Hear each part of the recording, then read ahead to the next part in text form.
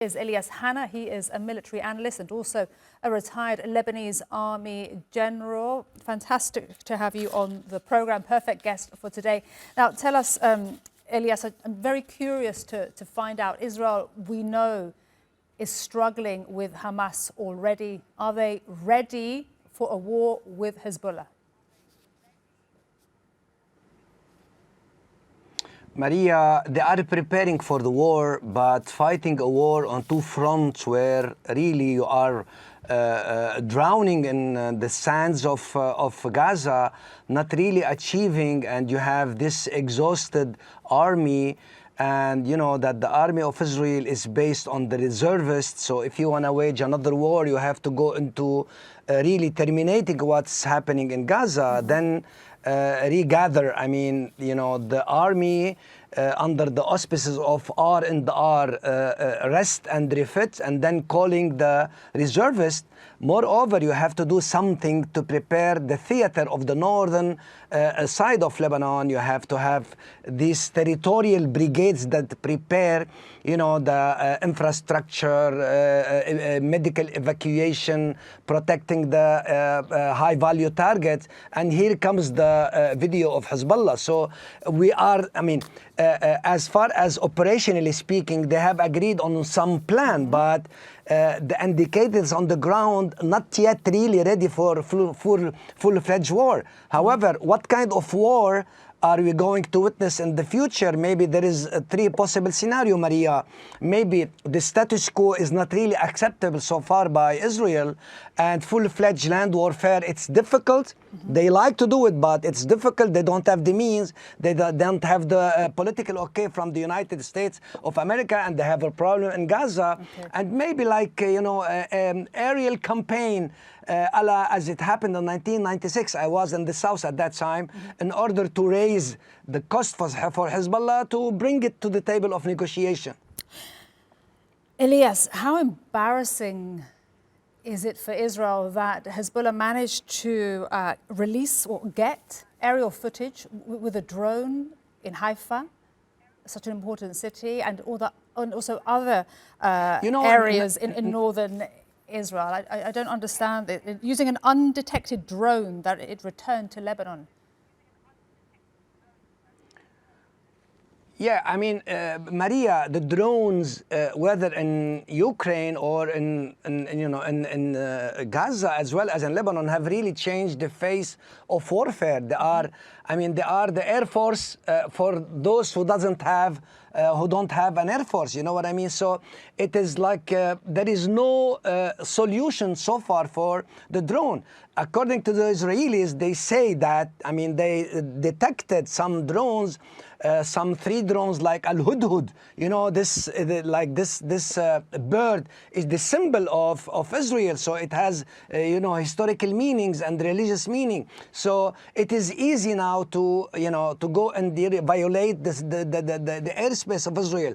And violating the airspace of Israel is like an anathema for Israel, because they like to really have air dominance, air superiority, or whether over Lebanon or over, over Israel.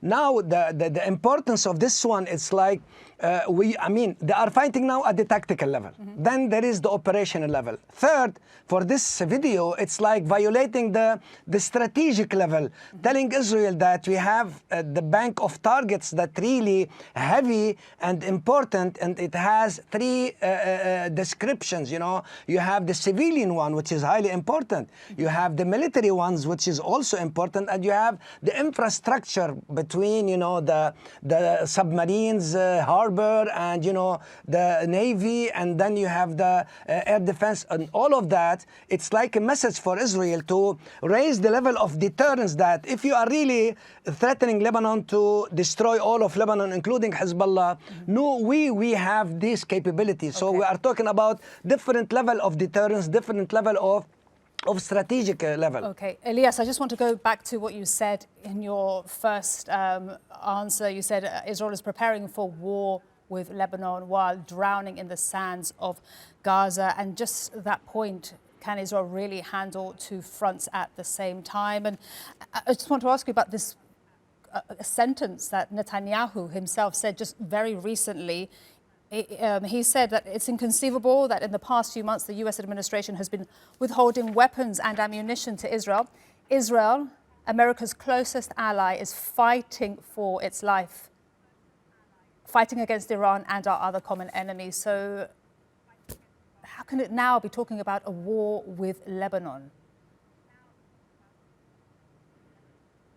And this, Maria, this is the fear of the United States of America, not to be dragged into regional war. But let's say that you have full-fledged war over Lebanon. You need the army, you need the weapon, and the ammunition. And you fight a war with, the Iron Dome. You fight the war with the Merkava, 120 millimeters ammunition, and you fight the war with artillery. You fight the war with drones, and all of that depends on the aids from the United States of America. And then if you want to go into full-fledged war and the regional war, what would be the situation or the stance of Iran? In April, we witnessed some, scenario for that. So maybe Iran won't go to war, and the United States of America is really holding Israel. But to go from Gaza, you have some indicators, Maria, that the Israeli army, as well as the political level, are trying to wrap up, something in Gaza. Like not really finishing the war, go into low-intensity conflict, and then to raid system of operation, and then prepare for Hezbollah. But if they want to really prepare for Hezbollah, they need not less than 2 to 3 months, under the, as I said earlier, rest and refit for the army. They have been fighting, and they are exhausted, and they need to refit all the system. Elias, just very, very quickly, because I'm been told to wrap. Remind us, how much stronger is Hezbollah compared to Hamas? It's too much different. Hezbollah has its strategic depths, has the weaponry, has the experience, has a system. It is like maybe the most important non-state actor in the world. And Hezbollah works under the auspices of Hezbollah wins if he doesn't lose, but Israel loses if it doesn't win. Elias, always fantastic to speak to you. Thank you so much. Elias Hanna, military analyst and retired Lebanese army general. Thank you so much.